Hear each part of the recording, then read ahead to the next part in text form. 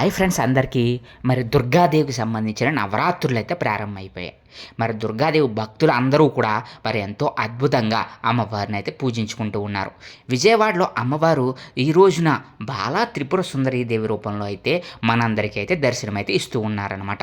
మరి ఈరోజు సోమవారం నాడు శుద్ధ పాడ్యమి నుంచి మొదలుపెట్టి 2వ తారీఖు వరకు కూడా 11 రోజుల పాటు 11 అవతారాల్లో అమ్మవారు అయితే దర్శనమైతే ఇవ్వబోతున్నారు. మరి అటువంటిది ఈ రోజున మనం అమ్మవారిని ఎరుపు రంగు పూలతో గనక గులాబీ పూలతో గనక మనం గనక అమ్మవారిని పూజించుకున్నట్లయితే మరి బాలా త్రిపుర సుందరీ దేవి యొక్క కృప కలుగుతుంది. బాలా త్రిపుర సుందరీ దేవి అంటే చిన్న పిల్ల అవతారం అనమాట. మరి అటువంటి చిన్నపిల్ల అవతారంలో గనక అమ్మవారిని మనం పూజించుకున్నట్లయితే మనకు కావలసినటువంటి అన్ని రకాల పనుల విజయాలు సాధించి మనకున్నట్టు సమస్త బాధలు కూడా దూరం అవుతాయని చెప్పేసి అయితే శాస్త్రాలు అయితే చెప్తూ ఉన్నాయి. కాబట్టి మరి మీలో ఎంతమంది ఈ దసరా సెలబ్రేట్ చేసుకుంటున్నారో కామెంట్ సెక్షన్లో కామెంట్ చేసి మా ఛానల్ సబ్స్క్రైబ్ చేసుకుని వీడియోని లైక్ చేసేయండి.